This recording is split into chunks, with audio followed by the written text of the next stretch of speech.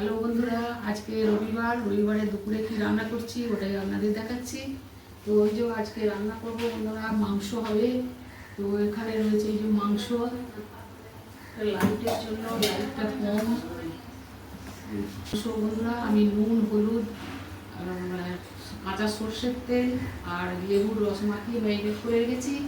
তো আর এখানে রয়েছে 3 পিসের যে পমফ্রেট মাছ, এটা ঝাল করতে হবে। আর হবে তোমার পেঁপে ভাজা।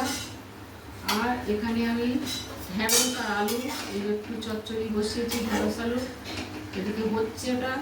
তো এদিকেও কড়া বসিয়েছি। এবার এতে আজ একটু রান্না করতে আমার দেরি হয়ে গেছে বন্ধুরা, রবিবার অনেক কাজ থাকে। তো আমি এতে একটু আলু দিয়ে মুরগির মাংস ঝোল হবে মাখা মাখা। তো এখানে আলুটা আমি ভেজে নিয়েছি। আর এবার কড়াই তেল দিয়েছি, এবার মাংসটা চাপাবো।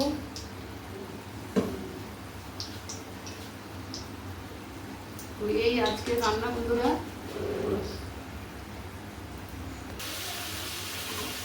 মশলাটা একদম কষা হয়ে গেছে।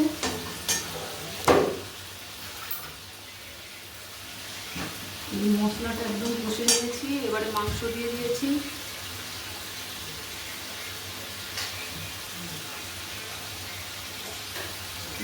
মশলা কষা হয়ে গেছে, মাংসটাও দিয়ে দিয়েছি। মাংসটা মশলার সাথে হাতের ধরে ভালো করে কষে নেব। আদা, পেঁয়াজ, রসুন ভেজে নিয়ে, আদা ক্যাপসিকাম কুচি দিয়ে কষে নিয়ে, তারপরে জলে গোলা ধনে গুঁড়ো, জিরে গুঁড়ো, হলুদ গুঁড়ো, লঙ্কার গুঁড়ো দিয়ে খানিকটা কষে নিয়ে 1 চামচ কাশ্মীরি লঙ্কার গুঁড়ো দিয়েছি, দিয়ে ভালো করে কষে নিয়ে আর একটু জল দিয়ে আবারও কষছি। কষা প্রায় ধরিয়ে এসেছে, 5-7 মিনিট কষা হয়ে গেছে।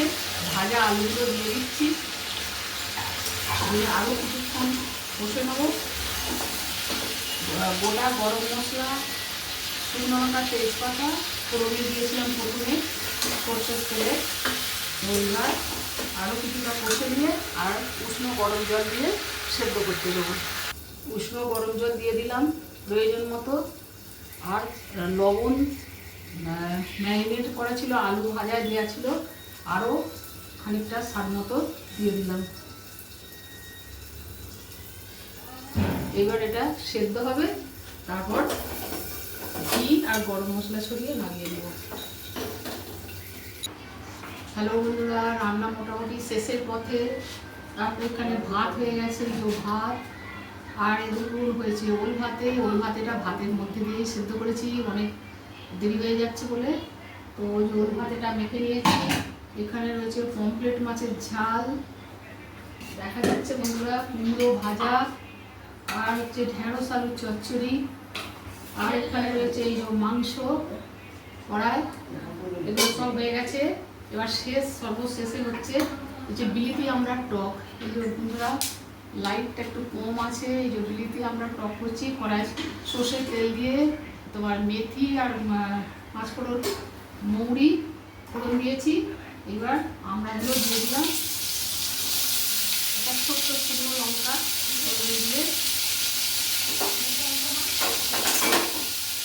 এবার আমড়াটা ভেজে নিয়ে হলুদ, নুন আর দিয়ে সেদ্ধ করে নিয়ে সর্ষে বাটা দিয়ে ফুটিয়ে নামিয়ে নেবো বন্ধুরা।